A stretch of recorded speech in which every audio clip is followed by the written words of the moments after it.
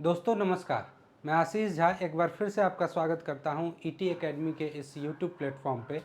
और हमेशा की तरह फिर मैं आज एक टॉपिक लेके आया हूं केमिस्ट्री का क्लासिफिकेशन ऑफ मैटर। ये भी टॉपिक काफ़ी इम्पॉर्टेंट है और इससे भी काफ़ी क्वेश्चन पूछे जाते हैं। तो चलिए बिना समय गवाए हम लोग अपने टॉपिक पे आते हैं। पदार्थ का वर्गीकरण, क्लासिफिकेशन ऑफ मैटर।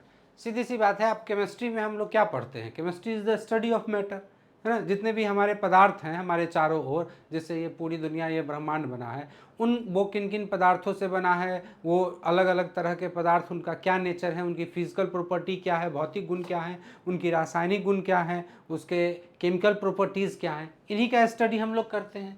तो पदार्थ का जब हम वर्गीकरण करेंगे तो पदार्थ को मोटा मोटा आप देखिए दो तरह से क्लासिफाई कर सकते हैं। एक, उसको भौतिक रूप से भी हम लोग क्लासिफाई कर सकते हैं, भौतिक वर्गीकरण फिजिकल क्लासिफिकेशन भी कर सकते हैं, और दूसरा उसका केमिकल क्लासिफिकेशन भी कर सकते हैं, रासायनिक तरीके से भी वर्गीकरण कर सकते हैं। तो जब हम उसका फिजिकल क्लासिफिकेशन करते हैं, भौतिक वर्गीकरण करते हैं, तो भौतिक वर्गीकरण के अनुसार पदार्थ, मैटर, 5 तरह का होता है। एक तो सॉलिड, ठोस, लिक्विड, द्रव और गैस, है ना। इन 3 से तो सभी वाकिफ हैं। इस तरह का क्वेश्चन भी आपने देखा होगा एग्जाम्स में कि पदार्थ की चौथी अवस्था क्या है या पदार्थ की 5वीं अवस्था क्या है। तो पदार्थ की जो चौथी अवस्था है फिजिकल स्टेट में, चौथा जो फिजिकल स्टेट है उसको हम लोग प्लाज्मा बोलते हैं, है ना। और जो पदार्थ की 5वीं अवस्था है उसको हम लोग बोस आइंस्टीन कंडेंसेट, उसी को शॉर्ट में मैंने यहाँ लिखा है BEC, बोस आइंस्टीन कंडेंसेट,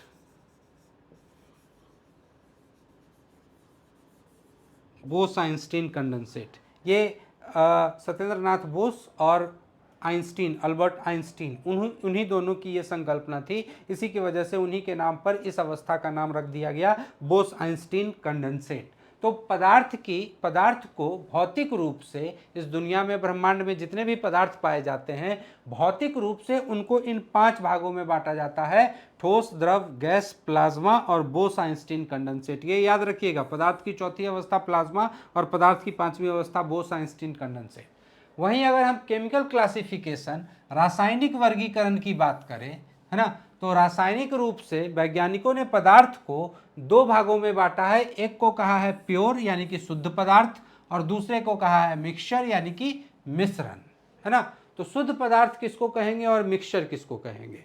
ठीक है, जैसे आप फॉर एग्जाम्पल मिल्क का ही आप उदाहरण लें, दूध का। तो दूध को आप अगर ध्यान से देखेंगे, साइंटिफिकली देखेंगे, तो दूध शुद्ध पदार्थ नहीं है, वो मिश्रण है ना। क्योंकि दूध में वाटर के मॉलिक्यूल्स भी पाए जाते हैं, दूध में फैट के मॉलिक्यूल्स भी पाए जाते हैं, दूध में प्रोटीन के मॉलिक्यूल्स पाए जाते हैं, और इन सबों का आपस में मिक्सचर है, और वो इकट्ठे सबको हम लोग उसको मिल्क बोलते हैं, दूध बोलते हैं, है ना। तो शुद्ध पदार्थ किसको कहेंगे? फिर यहाँ वर्गीकरण है, तो वर्गीकरण के पीछे कोई आधार होगा। शुद्ध पदार्थ वैसे पदार्थों को कहते हैं जो एक ही प्रकार के अणुओं से, पार्टिकल से मिलकर के बना हो, made up of same kind of particles, उस तरह के चीज़ों को, उसको हम लोग शुद्ध पदार्थ कहते हैं। जैसे कि तत्व या कंपाउंड, यौगिक। तत्व और कंपाउंड, आप तत्व का डिफिनीशन भी पढ़ते हैं कि तत्व पदार्थ का वह शुद्धतम रूप है ना। शुद्धतम रूप कहने का मतलब यह हुआ कि उसमें कोई दूसरा प्रकार का, कॉपर है तो उसके सारे अणु कॉपर ही है ना। आयरन है तो उसके सारे अणु आयरन ही है, ठीक है। उसमें कोई दूसरा पदार्थ, दूसरे पदार्थों का अणु नहीं है, तो तत्व कहते हैं। तो शुद्ध पदार्थ 2 रूपों में पाए जाते हैं, एक तत्व के रूप में, एलिमेंट के रूप में, और दूसरा कंपाउंड यानी कि यौगिक के रूप में, ठीक है। वहीं आप जब तत्व की बात करेंगे तो तत्व यानी कि एलिमेंट भी 3 तरह के होते हैं: मेटल, धातु, मेटेलॉइड, उपधातु, और नॉन मेटल यानी कि अधातु। धातु, उपधातु, है ना, और अधातु। और ये जो यौगिक हैं, ये यौगिक भी 2 तरह के होते हैं: कंपाउंड ऑर्गेनिक कंपाउंड और इनऑर्गेनिक कंपाउंड, कार्बनिक यौगिक और अकार्बनिक यौगिक, कार्बनिक यौगिक और अकार्बनिक यौगिक, है ना। वहीं मिश्रण की बात करें तो मिश्रण के दो प्रकार। अच्छा, मिश्रण होता क्या है? जैसे शुद्ध पदार्थ तो आप समझे जो एक ही प्रकार के अणुओं से मिलकर के, पार्टिकल से मिलकर के बना हो, उसको शुद्ध पदार्थ कहेंगे। मिश्रण क्या होता है? तो मिश्रण दो या दो से ज़्यादा शुद्ध पदार्थ को आप किसी भी रेशियो में, किसी भी अनुपात में मिला दीजिए तो उससे जो पदार्थ आपको प्राप्त होगा उसी को हम कहते हैं मिश्रण। और मिश्रण जो है वो दो प्रकार का होता है, होमोजीनस और हेट्रोजीनस, है ना, यानी कि समांगी मिश्रण और विसमांगी मिश्रण। ठीक है, समांगी और विसमांगी क्या होता है इसको हम लोग बाद में अभी देखेंगे। अब समांगी मिश्रण, जितने भी प्रकार के समांगी मिश्रण होते हैं, होमोजीनस मिक्सचर होते हैं, उन सब को हम इकट्ठे सॉल्यूशन बोलते हैं, यानी कि विलयन बोलते हैं। ठीक है, जबकि दूसरी ओर विसमांगी मिश्रण, हेट्रोजीनस मिक्सचर, इसके दो प्रकार होते हैं। एक को हम लोग कहते हैं कोलाइड और दूसरे को हम लोग कहते हैं सस्पेंशन। कोलाइड को हिंदी में भी कोलाइड ही कहते हैं और सस्पेंशन को हिंदी में निलंबन कहते हैं। तो समांगी मिश्रण सॉल्यूशन और विसमांगी मिश्रण दो तरह के, कोलाइड और सस्पेंशन। ये सब क्या होते हैं इनको हम लोग देखेंगे, लेकिन आज हमारा इस पूरे टॉपिक में जो मेन फोकस रहेगा, ये तो मैंने आपके कन्वीनियंस के लिए, सुविधा के लिए ये चार्ट मैंने बना दिया था कि पदार्थों को किस तरह से हम वर्गीकृत कर सकते हैं। भौतिक वर्गीकरण में पदार्थ के 5 रूप होंगे, ठोस, द्रव, गैस, प्लाज्मा और बोस-आइंस्टीन कंडेंसेट। वहीं जब केमिकल क्लासिफिकेशन की बात करेंगे तो शुद्ध पदार्थ और मिक्सचर के रूप में। शुद्ध पदार्थ दो तरह के, एलिमेंट और कंपाउंड। फिर एलिमेंट को हम लोग फर्दर क्लासिफाई करेंगे मेटल, मेटलॉइड और नॉन मेटल के रूप में, और कंपाउंड को क्लासिफाई करेंगे ऑर्गेनिक और इनऑर्गेनिक के रूप में। वहीं जब मिक्सचर की बात करेंगे तो मिक्सचर को होमोजेनस मिक्सचर और हेट्रोजेनस मिक्सचर, होमोजेनस मिक्सचर को सॉल्यूशन कहते हैं और हेट्रोजेनस मिक्सचर में उसके दो टाइप होंगे, एक तो कोलाइड और दूसरा सस्पेंशन। आज हमारा मेन फोकस रहेगा हमारे स्टडी का ये सॉल्यूशन, विलयन पे। तो आइए देखते हैं सॉल्यूशन। यहाँ ये आपका छोटा सा मिक्सचर का डिफिनीशन है कि मिक्सचर किसको कहते हैं। तो a substance which is obtained by simply mixing of 2 और मोर प्योर सब्सटेंस, ऐसे पदार्थ जिसको दो या दो से ज़्यादा शुद्ध पदार्थ को किसी भी रेशियो में आपस में मिक्स कर देने से मिलता है। सिंपली मिक्सिंग ऑफ 2 और मोर pure substances in any ratio, इस बात को ध्यान में रखना है, इन एनी रेशियो, है ना। वैसा पदार्थ जिसे दो या दो से ज़्यादा शुद्ध पदार्थों को किसी भी अनुपात में मिलाने से प्राप्त किया जाता है उसको मिक्सचर बोलते हैं। ठीक है, होमोजीनस मिक्सचर, है ना। तो मिक्सचर का जो पहला प्रकार है वह है होमोजीनस यानी कि समांगी मिश्रण। समांगी मिश्रण किसको कहते हैं? देखिए इसको एक एग्जाम्पल से समझिए। जब आप शरबत बनाते हैं तो शरबत भी एक मिक्सचर है, चीनी और पानी, पानी और चीनी का एक मिक्सचर है, एक मिश्रण है। तो जब आप शरबत बनाते हैं, शरबत में आप जब चीनी पूरी तरह से घुला देते हैं, पूरी तरह से एकदम पूरा चीनी घुल गया है, शरबत तैयार है आपका, तो फिर आप ग्लास में से, है ना, उस ग्लास में से आप, सपोज ये ग्लास है आपका, ये शरबत बन गया है। तो अब आप शरबत या तो यहाँ से निकाल के ये सैंपल पीजिए, या बीच से निकाल के ये सैंपल पीजिए, या नीचे से निकाल के, मतलब कहने का मतलब है कि आप पूरे ग्लास में मौजूद किसी भी भाग से वो शरबत को उठा के पीजिए तो आपको मिठास सब जगह बराबर लगेगी। और मिठास अगर सब जगह बराबर है, इसका मतलब है कि चीनी का जो डिस्ट्रीब्यूशन है, वितरण है, वो वाटर में हर जगह इक्वल है। इस तरह के सॉल्यूशन, इस तरह के मिक्सचर को, जिसमें कि मिक्सचर के जो अवयव हैं, कॉन्स्टिट्यूएंट पार्टिकल हैं, जैसे शरबत इज अ मिक्सचर, और उसके जो अवयव हैं उस मिक्सचर के कौन कौन है, तो चीनी है और पानी है ना। तो ऐसा मिश्रण जिसमें उसके अवयवों का वितरण हर जगह एक समान हो, बराबर हो, ऐसे मिश्रण को हम लोग कहते हैं समांगी मिश्रण। और वहीं आप खाने वाला मिक्सचर को देखिए, तो खाने वाले मिक्सचर में आप देखिएगा कहीं बादाम ज़्यादा है तो कहीं चना ज़्यादा है ना। बादाम का डिस्ट्रीब्यूशन पूरे मिक्सचर में एक जैसा नहीं होता है। ठीक है, तो एक वैसा मिक्सचर जिसमें उसके विभिन्न अवयवों का वितरण पूरे मिक्सचर में हर जगह एक जैसा नहीं हो, उसको विसमांगी मिश्रण कहते हैं, है ना। तो होमोजीनियस मिक्सचर किसको कहेंगे, तो the mixture in which constituent particles are uniformly distributed, एक समान वितरण होता है थ्रू आउट द वॉल्यूम, है ना। All type of homogeneous mixture are called solution, और होमोजेनस मिक्सचर को हम लोग क्या बोलते हैं, तो होमोजेनस मिक्सचर को ही हम लोग सॉल्यूशन यानी कि विलयन बोलते हैं, ठीक है। मिश्रण जिसमें उसके विभिन्न अवयवों का वितरण संपूर्ण मिश्रण में एक समान हो, विभिन्न अवयवों का वितरण संपूर्ण मिश्रण में एक समान हो, समांगी मिश्रण कहलाता है। और समांगी मिश्रण को हम लोग विलयन यानी कि सॉल्यूशन भी बोलते हैं। और इसका एक बहुत अच्छा एग्जाम्पल है एक्वस सॉल्यूशन ऑफ शुगर या साल्ट, यानी कि चीनी या नमक का जलीय विलयन। आप जल में नमक मिला लीजिए तो वो भी एक जलीय विलयन है ना, और सॉल्यूशन है, क्योंकि सब जगह नमक घुल करके आप देखिएगा तो उसमें भी आपको बराबर नमकीन ही लगेगा, जैसे शरबत में आपको सब जगह बराबर मिठास लगती थी, ठीक है। तो चाहे चीनी का जलीय विलयन हो या तो फिर नमक का जलीय विलयन हो, ये एक बहुत अच्छा एग्जाम्पल है आपका होमोजेनस मिक्सचर का। अब होमोजेनस मिक्सचर को हम लोग सॉल्यूशन कहते हैं, विलयन कहते हैं, तो थोड़ा विलयन के कंपोनेंट्स को हम लोग देखते हैं, विलयन के अवयव को, कि किसी भी विलयन में क्या क्या पाया जाता है, ठीक है। तो किसी भी विलयन के दो कंपोनेंट होते हैं, any solution has two components, क्या क्या, तो सॉल्यूशन में होता है एक तो सॉल्यूट यानी कि विलय, वो पदार्थ जो घुल गया, और दूसरा होता है सॉल्वेंट यानी कि विलायक, यानी कि वो पदार्थ जिसने घुला लिया। जैसे चीनी के ही जलीय विलयन में चीनी विलय है, चीनी क्या है, विलय है, सॉल्यूट है ना, विलय है, और जल क्या है, तो जल विलायक है, जल ने चीनी को अपने अंदर घुला लिया। तो किसी भी विलयन में आप देखिएगा तो उसके विलयन के दो कंपोनेंट हुए, एक घुलाने वाला यानी कि सॉल्वेंट विलायक, और दूसरा घुलने वाला यानी कि सॉल्यूट, है ना। कभी कभी मिक्सचर में सॉल्यूट की संख्या एक से ज़्यादा हो सकती है, लेकिन सॉल्वेंट मिक्सचर में हमेशा एक ही होता है, ठीक है। तो दो कंपोनेंट सॉल्यूट और सॉल्वेंट।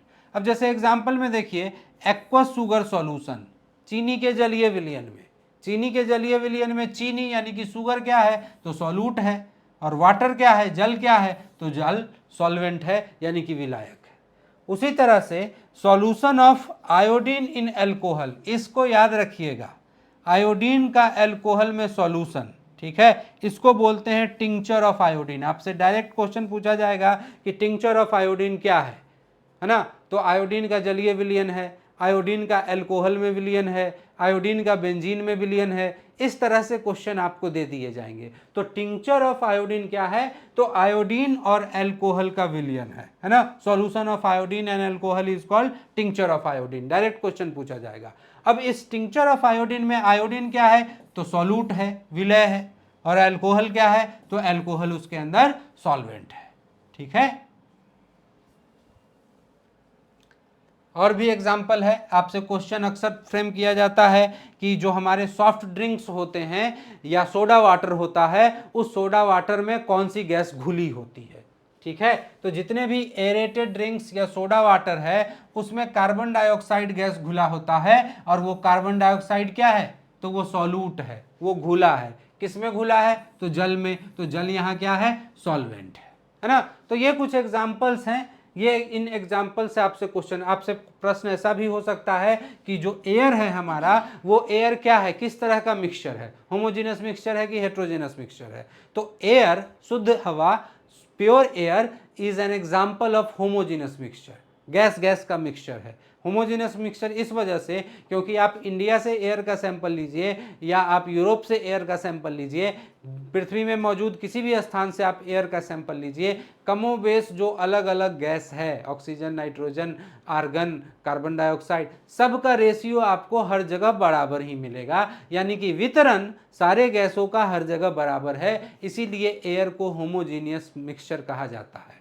हाँ, आज के डेट में इंडस्ट्रियलाइजेशन के दौर में, इस औद्योगिकरण के दौर में, जहाँ भी औद्योगिक कल कारखाने हैं, इंडस्ट्रीज़ हैं, उस जगह पर चूंकि कोयले को जलाया जाता है, फॉसिल्स फ्यूल्स की बर्निंग की जाती है, तो उस जगह पर कार्बन डाइऑक्साइड की मात्रा ज़रूरत से ज़्यादा बढ़ जाती है तो प्रदूषित जगहों में एयर होमोजेनस मिक्सचर नहीं रह गया है आज के डेट में, लेकिन नेचुरली अगर आप देखिए तो naturally air is an example of homogeneous mixture of various gases.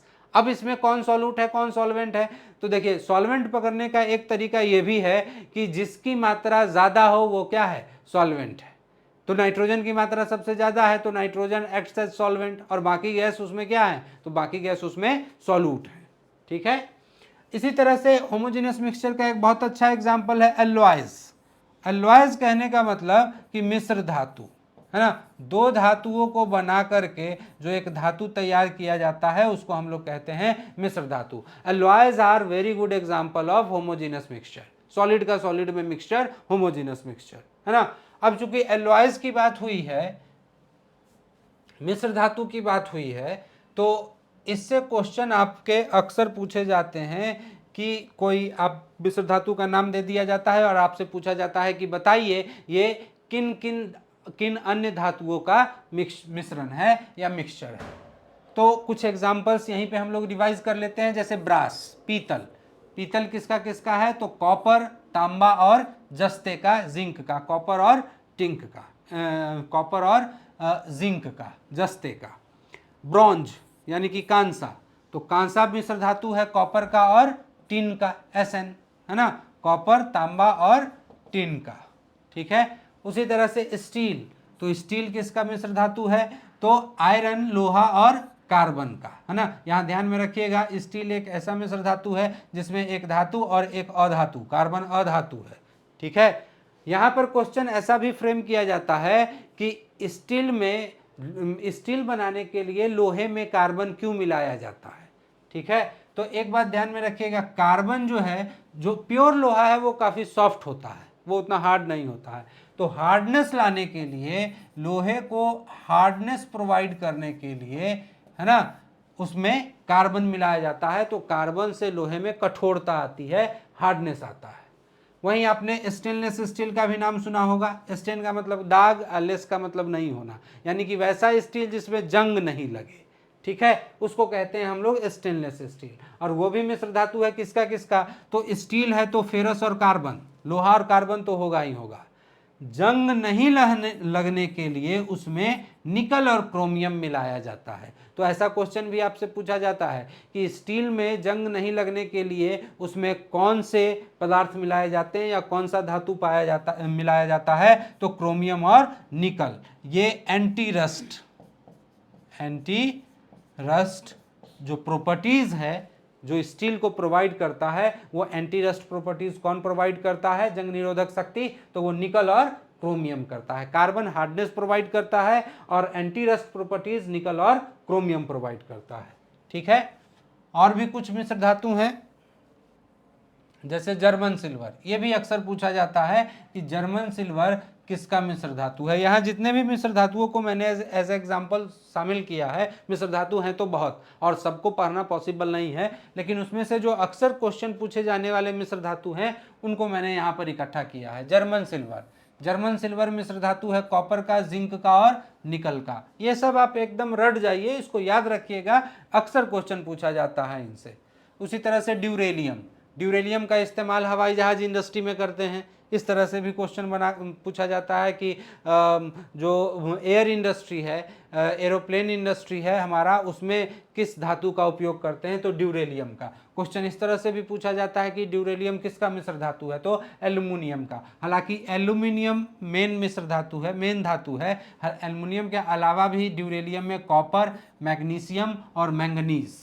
ठीक है, तो आप पूरा याद रखेंगे कि ड्यूरेलियम किसका किसका एलॉय है, तो एल्यूमिनियम तो है ही, साथ साथ कॉपर, मैग्नीशियम और मैंगनीज का भी एलॉय है। एल नीको, है ना, एल नीको। एक प्रश्न इस तरह से फ्रेम किया जाता है कि निम्नलिखित में से किस मिश्र धातु का उपयोग चुंबक बनाने के लिए करते हैं। काफी इंपॉर्टेंट क्वेश्चन है। ठीक है, किस मिश्र धातु का उपयोग चुंबक बनाने के लिए करते हैं, और उसका आंसर होता है एल नीको। ठीक है, तो एल नीको नाम से ही आप तोड़ लीजिएगा, एल्यूमिनियम है, निकल है और कोबाल्ट है। ठीक है, तो एल नीको is the alloy of aluminium, निकल एंड कोबाल्ट, और ये ध्यान में रखिएगा इसका इस्तेमाल चुंबक बनाने के लिए करते हैं।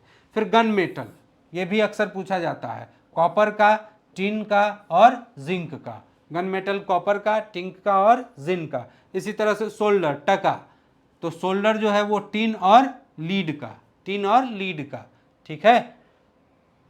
नाइक्रोम प्रतिरोध किसका बना होता है? अब यहां से नीचे जो भी मैंने एग्जाम्पल शामिल किए हैं वो उस तरह के मिश्र धातुओं का एग्जाम्पल मैंने यहाँ पे शामिल किया है जो कि इलेक्ट्रिकल इंडस्ट्री में प्रतिरोध बनाने के काम में आते हैं, है ना। आपसे पूछा जाता है कि हीटर का तार, हीटर का जो तार जो ग्लोइंग एलिमेंट है जिससे कि हीट प्रोड्यूस होता है वो किसका बना होता है, ठीक है। प्रतिरोध किससे बनाए जाते हैं? तो ये हीटर का तार या प्रतिरोध वगैरह जनरली नाइक्रोम का बनाया जाता है ना। धातुएं विद्युत की अच्छी चालक होती हैं तो इसीलिए कभी भी प्रतिरोध धातुओं का नहीं बनाया जाता है, प्रतिरोध हमेशा मिश्र धातुओं का।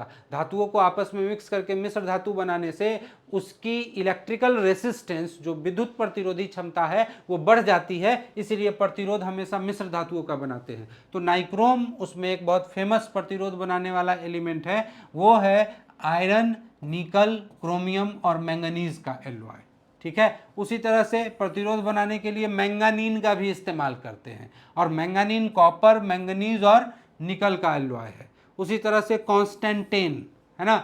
एक्चुअली इसमें क्या है कि नाइक्रोन ऑलमोस्ट लगभग लोगों को पता है, लेकिन यहाँ नीचे से जब प्रश्न पूछे जाते हैं तो काफ़ी बच्चे इसको नहीं कर पाते हैं। मैंगानीन कॉपर, मैंगनीज और निकल का एलॉय है, कॉन्स्टेंटेन कॉपर और निकल का एलॉय है। इसका भी इस्तेमाल प्रतिरोध बनाने में, इलेक्ट्रिकल रेसिस्टेंस बनाने में किया जाता है। उसी तरह से मैग्नीशियम, मैग्नीशियम, एल्यूमिनियम और मैग्नीशियम का एलॉय है, ठीक है। तो ये एग्जाम्पल्स आप एलॉय का याद रखेंगे, और साथ साथ ये तो जरूर ही याद रखेंगे कि एलॉयज भी होमोजीनस मिक्सचर है सॉलिड का, ठीक है। सॉलिड का सॉलिड में मिक्सचर, ऐसा नहीं कि मिक्सचर हमेशा लिक्विड का सॉलिड में ही होगा, है ना। लिक्विड सॉलिड मिक्सचर भी होता है, ठीक है। लिक्विड गैस मिक्सचर भी होता है, सॉलिड सॉलिड मिक्सचर भी होता है, कई तरह के। तो एलॉय सॉलिड का सॉलिड में होमोजेनस मिक्सचर है। अब हम लोग सॉल्यूशन के कुछ गुण धर्म पढ़ेंगे, होमोजेनस मिक्सचर यानी कि सॉल्यूशन विलियन, और उसके कुछ गुण धर्म हम लोग पढ़ेंगे, उसकी कुछ प्रॉपर्टीज पढ़ेंगे जहां से क्वेश्चन फ्रेम किए जाते हैं। सबसे पहला बात तो अब आप ये समझ गए होंगे कि जितने भी विलियन है यानी कि सॉल्यूशन है, ऑल आर होमोजेनस मिक्सचर, ठीक है। जितने भी विलियन है, जितने भी सॉल्यूशन है, सारे के सारे समांगी मिश्रण होते हैं। दूसरी बात जो है, particles of solution are too small to be seen by naked eyes, है ना। किसी भी सॉल्यूशन में उसके जो कण होते हैं, विलय के कण होते हैं, वो इतने छोटे होते हैं कि उनको खुली आंखों से नहीं देखा जा सकता है। जैसे आपने चीनी को घुला दिया पानी में पूरी तरह से, उसके बाद आप उसको खुली आंखों से आप चीनी को नहीं देख सकते हैं उस मिश्रण में, ठीक है। इतने स्मॉल होते हैं सॉल्यूशन में, ठीक। विलयन के कण बहुत छोटे होने के कारण खुली आंखों से दिखाई नहीं देते हैं। नेक्स्ट जो प्रॉपर्टी है सॉल्यूशन का, वो ये है कि सॉल्यूशन टिंडल इफेक्ट प्रोड्यूस नहीं करता है, ठीक है। Solution does not show Tyndall effect, ठीक है। विलयन टिंडल प्रभाव नहीं उत्पन्न करता है। अब सवाल यह है कि ये टिंडल प्रभाव क्या है, टिंडल इफेक्ट क्या है? तो टिंडल इफेक्ट लाइट से जुड़ी हुई घटना है। जैसे आप सब जानते हैं कि लाइट के साथ अनोखी बात क्या है, तो लाइट खुद तो इनविजिबल है, स्वयं लाइट दिखाई नहीं देता है, ठीक है, लेकिन हमारे लिए बाकी पूरी दुनिया को दृश्यमान बनाता है। कभी कभी आपको लाइट का पाथ दिखता होगा, जैसे मॉर्निंग के समय में अगर आपके कमरे में खिड़की के दरार से या पर्दों के बीच से एक पतली सी सूर्य की किरण आ रही है, तो आपको उस किरण के आने का रास्ता, वो लाइट का पाथ आपको दिखता होगा, है ना। और वो उसमें आपको ढेर सारे धूल के कण तैरते हुए भी नजर आते होंगे अगर आप गौर से उसको देखें तो ये ऐसा लाइट इसलिए विजिबल हुआ, लाइट का पाथ इसलिए विजिबल हुआ क्योंकि लाइट के रास्ते में वो मौजूद जो धूल के कण थे, उन धूल के कणों से टकराने से लाइट की स्कैटरिंग हुई, है ना। और उस स्कैटरिंग के कारण उसका पाथ विजिबल हो गया। अगर स्कैटरिंग नहीं हुई होती तो लाइट का पाथ विजिबल नहीं होता। और इसी प्रभाव को, लाइट के पाथ को स्कैटरिंग के कारण, माध्यम में मौजूद छोटे छोटे कणों से स्कैटरिंग के कारण लाइट के पाथ का विजिबल होना, है ना, प्रकाश का विजिबल होना, दृश्यमान होना, इसी घटना को कहते हैं टिंडल इफेक्ट, ठीक है। अब लाइट जो सॉल्यूशन है, विलयन है, उसमें पार्टिकल इतने छोटे हैं कि नंगी आंखों से तो नहीं ही दिखाई देते हैं, साथ ही साथ इतने ज़्यादा छोटे हैं कि वो प्रकाश का प्रकीर्णन नहीं कर सकते हैं, स्कैटरिंग नहीं कर सकते हैं। और अगर प्रकाश का स्कैटरिंग नहीं होगा तो उसका पाथ विजिबल नहीं होगा। बात समझ में आ रही है ना? तो उसका पाथ विजिबल नहीं होगा, दैट मीन्स कि वो टिंडल इफेक्ट प्रोड्यूस नहीं करेगा। इसीलिए जो दूसरा पॉइंट ये है कि solution does not show Tyndall effect, solution Tyndall effect produce नहीं करते हैं। अगर आप चीनी और पानी का सॉल्यूशन ऐसा एक शीशे के ग्लास में बना के रख लीजिए और आप यहाँ से आप टॉर्च बाड़िए, यहाँ से आप टॉर्च जलाइए, तो आप देखिएगा कि इस सॉल्यूशन के अंदर लाइट का पाथ विजिबल नहीं होगा, यानी कि वो सॉल्यूशन के पार्टिकल्स टिंडल इफेक्ट शो नहीं करेंगे। नेक्स्ट पॉइंट पे आते हैं, solute particles can not be separated by filtration. आप छन्ने से छान करके सॉल्यूट के पार्टिकल्स को अलग नहीं कर सकते हैं। जब भी आप शरबत को छानिएगा तो चीनी साथ साथ चला जाएगा, वो कभी नहीं छनाएगा। पार्टिकल इतने छोटे होते हैं सॉल्यूशन में, सॉल्यूट के पार्टिकल इतने छोटे होते हैं कि नेकेड आई से दिखाई नहीं देते हैं, इतने छोटे होते हैं कि स्कैटरिंग नहीं करते हैं तो टिंडल इफेक्ट प्रोड्यूस नहीं करते हैं, और इतने छोटे होते हैं कि फिल्ट्रेशन से भी नहीं अलग हो सकते हैं, पास हो जाते हैं फिल्टर पेपर से। ठीक है। और लास्ट बट नॉट लीस्ट, जो सॉल्यूशन है वो सॉल्यूशन स्टेबल होता है, सॉल्यूशन हमेशा अस्थाई होता है। यहाँ स्टेबल कहने का मतलब ये है, इसको कंपैरिजन करके देखिए आप कोलाइड से या सस्पेंशन से। हेट्रोजेनस मिक्सचर दो तरह के, कोलाइड या सस्पेंशन। हम लोग जो कप सिरप वगैरह पीते हैं या कोई लिक्विड इस तरह का दवा जो हम पीते हैं, उस पर आप देखिएगा जनरली लिखा होता है सेक बिफोर यूज, यानी कि यूज करने से पहले आप उसको अच्छी तरह से सेक कीजिए। और वो सेक करने के लिए इसलिए उस पर लिखा रहता है ताकि उसके जितने भी अवयव हैं वो सब जगह एक जैसे डिस्ट्रीब्यूट हो जाए, अच्छी तरह से पहले मिल जाए और तब आप उसका सेवन कीजिए। ठीक है। अब अच्छी तरह से मिल जाए इसका मतलब है सेक करने से पहले वो अच्छी तरह से नहीं मिला हुआ था। तो ऐसा क्या था कि नहीं मिला हुआ था? तो जब आपने पिछली बार कप सिरप पी करके उसको अपने रैक पे रख दिया, वो अनडिस्टर्ब रहा थोड़ी देर के लिए, तो उसके जो कंस्टिट्यूएंट पार्टिकल्स हैं, उसके जो अवयव हैं, वो धीरे धीरे नीचे बैठ गए, नीचे की तरफ वो गाढ़ा हो गया, ऊपर पतला हो गया। यानी कि वो जो कोलाइड है वो कोलाइड स्टेबल नहीं है। आप उसको थोड़ी देर के लिए छोड़ दीजिए तो वो ब्रेक हो जाएगा, कंस्टिट्यूएंट पार्टिकल नीचे बैठ जाएंगे। ठीक है। लेकिन जो सॉल्यूशन होता है, ट्रू सॉल्यूशन, यानी कि जो विलियन होता है, वो स्टेबल होता है। आप एक शरबत बना करके एक ग्लास में रख दीजिए अपने फ्रिज में, आप 2 बरस बाद भी उसको खोलेंगे तो आप ये नहीं देखेंगे कि चीनी नीचे बैठ गया है। बात समझ में आ रहा है? चीनी जिस तरह से पहले दिन आपने डिस्ट्रीब्यूट किया था, घुला दिया था पानी में हर जगह, आज भी उसी तरह से पानी में हर जगह घुला रहेगा, है ना। इसलिए कहते हैं कि सॉल्यूशन स्टेबल होता है, जबकि कोलाइड और सस्पेंशन स्टेबल नहीं होता है। उसमें मिक्सचर के पार्टिकल नीचे बैठ जाते हैं, वो ब्रेक हो जाता है। ठीक है।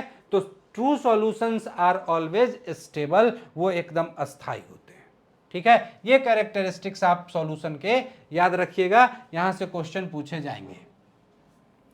अब हम लोग थोड़ा सॉल्यूशन का टाइप देखते हैं, है ना। सॉल्यूशन को देखिए, आप जानते हैं कि जब भी हम किसी चीज़ को क्लासिफाई करते हैं तो हमको आधार चाहिए कोई ना कोई, और अगर आप क्लासिफाई करने का आधार बदल दीजिए तो हमारा क्लासिफिकेशन भी बदल जाता है। अब सॉल्यूशन को क्लासिफाई करने के लिए फिजिकल स्टेट के आधार पर आप ये भी कर सकते हैं कि लिक्विड में सॉलिड का सॉल्यूशन है, या सॉलिड में सॉलिड का सॉल्यूशन है, या लिक्विड में गैस का सॉल्यूशन है ना। स्टेट के आधार पर भी आप सॉल्यूशन को क्लासिफाई कर सकते हैं। लेकिन यहाँ हम लोग स्टेट के आधार पर नहीं क्लासिफाई कर रहे हैं, हम लोग सॉल्युबिलिटी के आधार पर क्लासिफाई कर रहे हैं कि किसी भी सॉल्यूशन में सॉल्यूट कितनी मात्रा में मौजूद है, इसके आधार पर हम लोग यहाँ क्लासिफाई कर रहे हैं, है ना। तो इसके आधार पर विलियन यानी कि सॉल्यूशन को 3 टाइप में डिवाइड किया जाता है। एक को हम लोग कहते हैं सैचुरेटेड सॉल्यूशन, संतृप्त विलियन, दूसरे को कहते हैं अनसैचुरेटेड सॉल्यूशन, असंतृप्त विलियन, और तीसरे को कहते हैं ओवर सैचुरेटेड यानी कि अति संतृप्त विलियन। सैचुरेटेड, अनसैचुरेटेड, ओवर सैचुरेटेड, संतृप्त, असंतृप्त और अति संतृप्त। अब ये सैचुरेटेड, अनसैचुरेटेड, ओवर सैचुरेटेड क्या है, तो इस एग्जांपल से समझिए कि जब आप दूध लेते हैं ग्लास में और आपने आधा गिलास दूध लिया, उस दूध का कुछ सर्टेन टेम्परेचर है। मान लीजिए अभी आपने उसको गर्म करके गैस पर से लाया है, तो सपोज कीजिए कि उसका टेम्परेचर ऑलमोस्ट 60 डिग्रीज है, ठीक है, 60 डिग्री उसका टेम्परेचर है। अब उस आधे गिलास दूध में, दूध की मात्रा फिक्स है आधा गिलास, आप उसको 100 ml कहिए, 200 ml कहिए, जो भी कहिए। अब उस आधे गिलास दूध में जब आप चीनी घुलाना शुरू करते हैं तो आप 1 चम्मच घुला दिए, 2 चम्मच घुला दिए, आपने 3 चम्मच घुला दिया, है ना। ऐसा करते करते एक लिमिट आएगा, जिस लिमिट के बाद अब आप आगे चीनी डालिएगा तो वो चीनी उसमें नहीं घुलेगा, ठीक है। यानी कि किसी एक फिक्स टेम्परेचर पर किसी भी सॉल्वेंट की, विलायक की एक कैपेसिटी होती है कि वो उससे ज्यादा सॉल्यूट को अब डिसॉल्व नहीं कर सकता है, ठीक है। तो ऐसा सॉल्यूशन जिसमें किसी फिक्स टेम्परेचर पर मैक्सिमम अमाउंट ऑफ सॉल्यूट घुला हो, किसी फिक्स टेम्परेचर पर मैक्सिमम अमाउंट ऑफ सॉल्यूट घुला हो, यानी कि उससे ज्यादा अगर आप डालिएगा तो अब नहीं घुलेगा, वो मैक्सिमम जितना उसकी कैपेसिटी है उतना घुला चुका है। तो इस तरह के सॉल्यूशन को कहते हैं सैचुरेटेड सॉल्यूशन, यानी कि संतृप्त विलयन, यानी कि अब वो पूरा जितना उसकी कैपेसिटी थी उतना वो घुला चुका है, संतृप्त है एकदम, सैचुरेटेड सॉल्यूशन। अनसैचुरेटेड किसको कहेंगे? तो सपोज कीजिए कि 5 चम्मच चीनी डालने के बाद अगर सैचुरेटेड हुआ है ना, 5 चम्मच कैपेसिटी है, 5 चम्मच डाल के सैचुरेटेड हुआ है, तो अगर उसी सॉल्यूशन में 1 से लेके 4 चम्मच तक, यानी कि 1 से 5 चम्मच से कम तक अगर सॉल्यूट मौजूद है ना, तो उस तरह के सॉल्यूशन को कहेंगे अनसैचुरेटेड सॉल्यूशन। यानी कि अब उसमें गुंजाइश है अभी भी कि कुछ और सॉल्यूट हम डिसॉल्व कर दें, ठीक है। जैसे मान लीजिए 4 चम्मच घुला हुआ है तो गुंजाइश है कि 1 चम्मच और उसमें डिसॉल्व हो सकता है, घुल सकता है, क्योंकि कैपेसिटी उसकी 5 चम्मच है ना। 3 है तब भी 2 घुल सकता है, 1 है तब भी घुल सकता है। यानी कि अगर सैचुरेटेड होने के लिए जितना अमाउंट चाहिए सॉल्यूट का, उससे कम अगर घुला हुआ है तो उस तरह के सॉल्यूशन को हम क्या कहेंगे? Unsaturated solution. असंतृप्त विलयन, अभी वो संतृप्त नहीं हुआ है और सॉल्यूट घुला सकता है एक फिक्स टेम्परेचर पर, है ना, एक निश्चित ताप पर। ओवर सैचुरेटेड सॉल्यूशन किसको कहते हैं? तो जब मान लीजिए आप 5 चम्मच घुला दिए, सैचुरेटेड हो गया आपका आधा ग्लास दूध, ठीक है। अब अगर आप उसमें छठा चम्मच डाल दीजिएगा तो वो छठा चम्मच चीनी घुलेगा नहीं, वो एज अ क्रिस्टल के रूप में ही पड़ा रहेगा मिक्सचर में। तो इस तरह के सॉल्यूशन को, जिसमें सॉल्यूट की मात्रा अधिकतम घुलने की कैपेसिटी से भी ज्यादा है, ठीक है, और ज्यादा होने के कारण वो घुला नहीं है, वो ऐसे ही सॉलिड के रूप में पड़ा है, तो उस तरह के सॉल्यूशन को हम क्या कहेंगे? ओवर सैचुरेटेड सॉल्यूशन कहेंगे। इस तरह के सॉल्यूशन को हम क्या कहेंगे? ओवर सैचुरेटेड सॉल्यूशन कहेंगे। तो सॉल्यूशन सॉल्युबिलिटी के हिसाब से 3 तरह का: सैचुरेटेड जिसमें maximum amount of solute at a fix temperature घुला हुआ है, अनसैचुरेटेड जिसमें मैक्सिमम अमाउंट से कम सॉल्यूट घुला हुआ है, और ओवर सैचुरेटेड जिसमें मैक्सिमम अमाउंट से भी ज्यादा सॉल्यूट घुला हुआ है, ठीक है। एक बात और ध्यान में रखिएगा कि ये जो सॉल्युबिलिटी होती है किसी भी सॉल्वेंट की, किसी भी विलायक की जो विलेयता होती है, जो उसकी क्षमता होती है, इसका टेम्परेचर से बहुत इस पर प्रभाव पड़ता है, ठीक है। जैसे आप लिक्विड की ही बात करें, लिक्विड में सॉलिड जो घुलता है, जैसे लिक्विड, दूध लिक्विड है और चीनी सॉलिड है ना, तो अगर आप दूध का टेम्परेचर बढ़ा दीजिए तो उसकी सॉल्युबिलिटी बढ़ जाती है। फॉर एग्जाम्पल समझिए कि अगर आप 60 डिग्री टेम्परेचर पर, दूध आपका 60 डिग्री था और 60 डिग्री के टेम्परेचर पर अगर आप 5 चम्मच में उसको सैचुरेटेड कर पा रहे थे, ठीक है, तो अगर टेम्परेचर बढ़ा के आप 70 डिग्रीज कर दीजिएगा, 70 डिग्री कर दीजिएगा, तो आप 5 से ज्यादा चम्मच उसमें घुला सकते हैं, आप 6 चम्मच चीनी घुला सकते हैं। और ऐसा किस लिए हुआ? क्योंकि टेम्परेचर बढ़ने से दूध की सॉल्युबिलिटी भी क्या है? बढ़ गई। वहीं अगर आप टेम्परेचर 60 से 50 कर दीजिए, 50 डिग्री कर दीजिए, तो फिर 5 चम्मच डालने पर वो ओवर सैचुरेटेड रहेगा, वो सैचुरेटेड नहीं रहेगा, क्योंकि टेम्परेचर घटने से उसकी सॉल्युबिलिटी भी घट गई। अब वो 4 चम्मच में ही सैचुरेटेड हो जाएगा, संतृप्त हो जाएगा, ठीक है।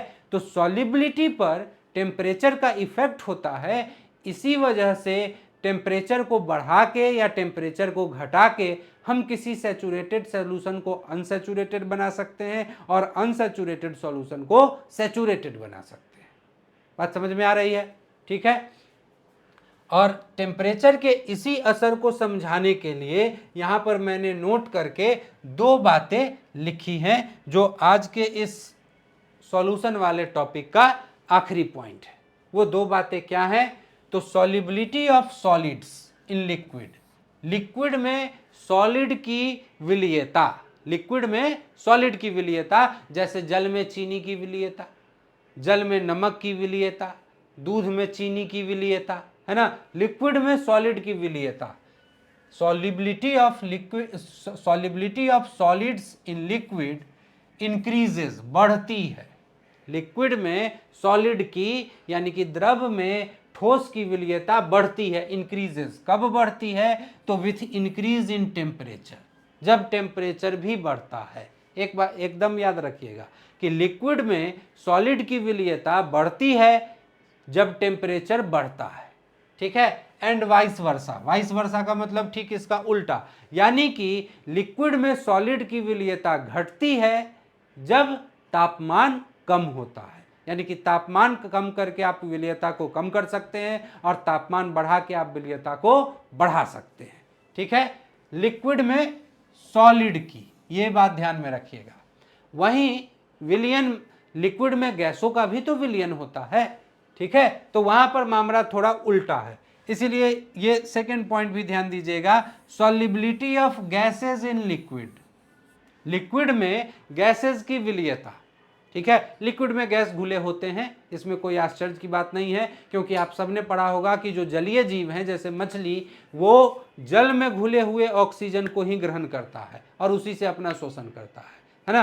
आपने प्रैक्टिकली एक्सपीरियंस किया होगा, अनुभव किया होगा कि जब आप पानी उबालने के लिए किसी बर्तन में पानी गैस पे चढ़ाते हैं तो थोड़ा देर गर्म होने के बाद आप उसमें बबल फॉर्मेशन, बुलबुला निकलता हुआ देखते होंगे।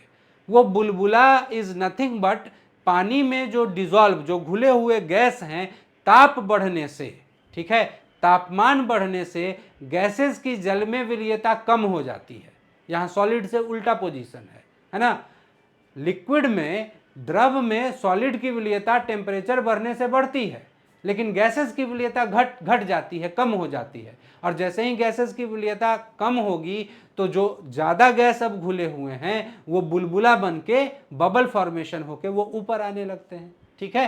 तो इसीलिए solubility of gases in liquids decreases, घटता है ना।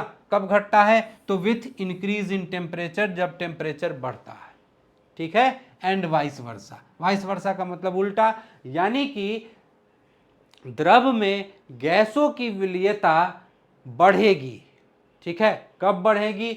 जब टेम्परेचर कम होगा, है ना। यानी कि ठंडे द्रव में गैस को घुलाने की क्षमता ज़्यादा और गर्म द्रव में गैस को घुलाने की क्षमता कम, ठीक है। तो ये दोनों प्रभाव याद रखिएगा, बहुत ही इंपॉर्टेंट ये है। यहाँ से अक्सर क्वेश्चन, क्योंकि यहाँ पे कंफ्यूजन आपका हो सकता है, टेम्परेचर बढ़ने से एक में सॉल्युबिलिटी बढ़ रही है जबकि टेम्परेचर बढ़ने से एक में सॉल्युबिलिटी कम हो रही है। तो दोनों पॉइंट बहुत ही इंपॉर्टेंट हैं, इसको ध्यान में रखेंगे। और इस तरह से आज सॉल्यूशन वाला ये पोर्शन हमको लगता है कि आपके जनरल कंपटीशन के पॉइंट ऑफ व्यू से ये इतना सॉल्यूशन आप अगर कर लेते हैं तो यहाँ से आपके क्वेश्चंस नहीं छूटने चाहिए, ठीक है। तो आज के लिए बस इतना ही, फिर मिलते हैं अगले वीडियो में किसी दिन। तब तक के लिए पढ़ते रहिए, स्वस्थ रहिए। Thank you.